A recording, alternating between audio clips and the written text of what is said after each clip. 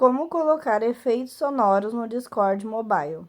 Olá pessoal, no vídeo de hoje eu vou ensinar como adicionar efeitos sonoros nas suas conversas no Discord usando o celular. É uma maneira divertida de deixar suas chamadas e chats mais interessantes. Vamos começar? Primeiro, abra o Discord no seu celular. Agora, no seu servidor, clique em canais de voz e clique em entrar em chamada de voz. Aqui embaixo você verá vários ícones, como por exemplo da câmera, voz, um balãozinho. Agora aqui você vai clicar nessa setinha retangular em cima desses aqui. E agora vai clicar em painel de efeitos sonoros. E aqui tem vários efeitos sonoros nos quais você pode adicionar a sua conversa.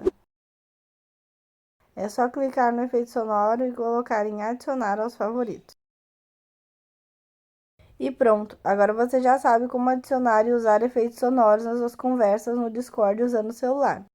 Se esse vídeo foi útil, deixe um comentário. Não se esqueça de deixar o seu like e se inscrever no canal para mais dicas como essa. Obrigada!